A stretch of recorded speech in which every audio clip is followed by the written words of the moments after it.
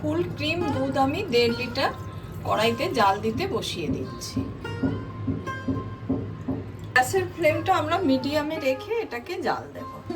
দুধটাকে কিন্তু মাঝে মাঝে একটু নেড়ে চেড়ে যেতে হবে, তা না হলে কিন্তু ছড় জমতে থাকবে। দুধটা আমাদের অনেকটাই ঘন হয়ে গেছে। এবার এটাকে আমরা দই পাতার মতো ঠান্ডা করে নেব। গ্যাসটাকে অফ করে দিচ্ছি। এর বেশি আর ঘন করার দরকার নেই। দোকানে কেনা মিষ্টি দই 250 গ্রাম নিয়ে নিলাম। এবার এটাকে খুব ভালোভাবে ফেটিয়ে নেব।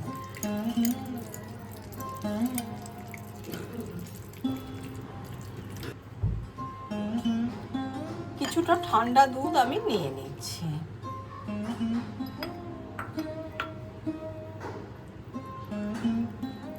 কোনোভাবেই যেন লাম্পস না থাকে সেই দিকটায় লক্ষ্য রাখবেন।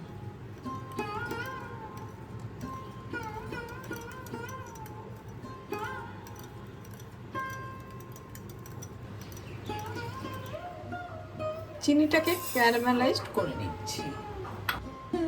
চিনিটা এবার গলতে শুরু করেছে।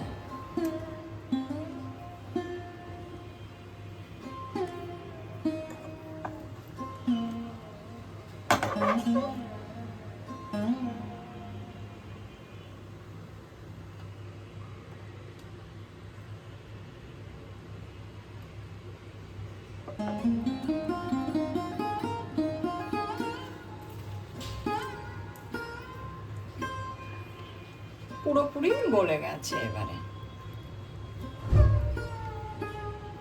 এর বেশি কিন্তু আমরা ক্যারামেলাইজড করব না, তাতে কিন্তু তেতো হয়ে যাবে। এবার গ্যাসের ফ্লেমটা একদম ধিমে আঁচে করে দিলাম।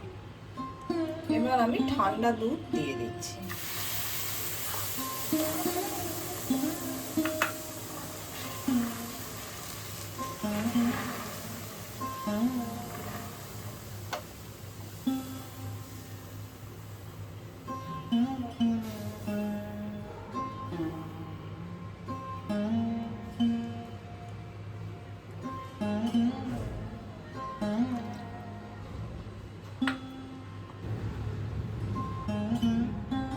ঠিক এইভাবে যাতে আমরা টাচ করতে পারি, গরমটা সহ্য করতে পারি, সেই রকম স্টেজে যখন দুধটা চলে আসবে তখন আমরা যে মিষ্টি দইয়ের যে সাজাটা একদম বিট করে রেখে দিয়েছি সেইটা দিয়ে দিচ্ছি, যেন কোনোভাবেই লাম্পস না থাকে।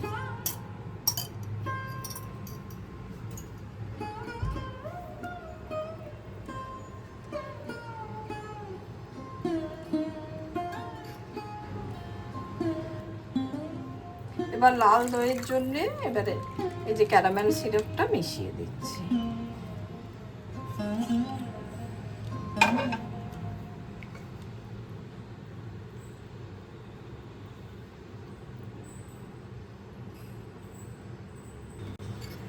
ছোট এলাচ থেতো করে রেখেছি সেটা দিয়ে দিচ্ছি।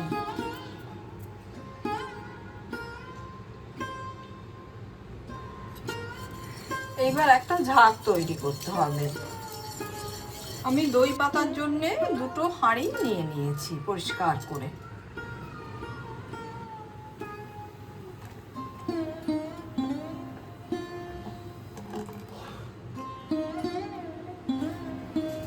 দুটো হাঁড়িতেই আমার দুধটা ঢালা হয়ে গেছে।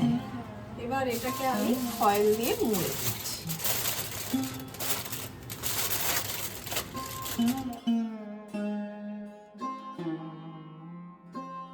মোড়া হয়ে গেছে। এবার এটাকে আমরা সারা রাতের জন্য রেখে দেবো। পরের দিন সকালবেলায় আমি ফেরত আসছি। আমি জাস্ট ঘুম থেকে উঠেছি, দেখছি যে দইগুলো জমে গেছে। এবার আমি আপনাদের খুলে দেখিয়ে দিচ্ছি।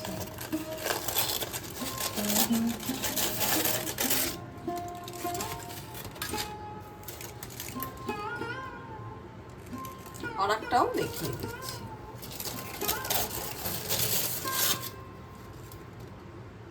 পুরোপুরি দইটা জমে গেছে। এবার এটাকে আমি ফ্রিজেতে সেট হতে দেব, তারপরে আমি নিয়ে আসছি আবার আপনাদের কাছে।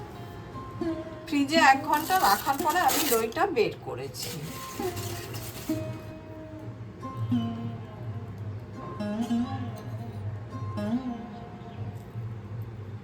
মিষ্টি দইটা আমি কেটে দেখিয়ে দিলাম।